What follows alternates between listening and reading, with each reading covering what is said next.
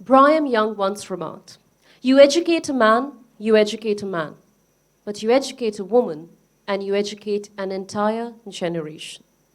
Education is the greatest tool for empowerment. In India, we have one of the largest education systems in the world, but it is not free from its flaws due to inequality and widespread corruption. In August 2009, the Indian Parliament passed the landmark Right to Education Act, which made education in India free and compulsory for children between the ages of 6 and 14. Even though education is a right, unfortunately, due to the poor quality of education in our government schools, a quality education in India is a privilege that only a few can afford. This poem is an exploration of my own family that fought its way out just to give me my fundamental right to learn.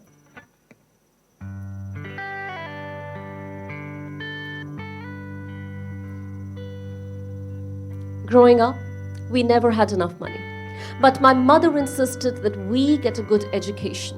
She said that she wanted her daughters to create their own destiny. She believed that we needed a solid educational foundation. So she sent us to the best school in the city that she could afford and worked all day long to pay for it. I could sometimes hear my mother silently speaking to God, hoping and praying that she could save for it. My mother, on one hand, tried to make ends meet.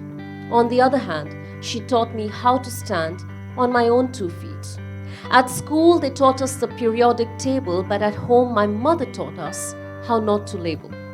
At school, I learned that the earth was not flat but round, but at home, my mother taught me that what goes around always comes around. In physics, I learned that matter is any substance that has mass and takes up space, but at home I learned that what really matters is how I deal with failure when it is looking directly at my face.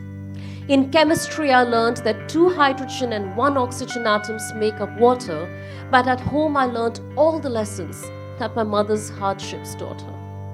You see, growing up we never had enough money. But my mother insisted that we get a good education. She said that she wanted her daughters to create their own destiny. She believed we needed a solid educational foundation. Now, our foundation I got, the strongest load-bearing part of a building, but a battle she fought to make sure that private education was responsible for my learning. My education had become a privilege when it should have been a right. And I'm sure that my mother wasn't the only mother with her fangs out in this fight. Now, this was the 1990s, and it is now 2020 in our so-called developed nation. Save your daughters, educate your daughters, when saving and educating should never have to be a part of the same sentence. We can no longer plead for our right to live so that we can then demand our right to education. Instead, we demand for the need to educate our sons, our daughters, our children, and also the leaders of our nation.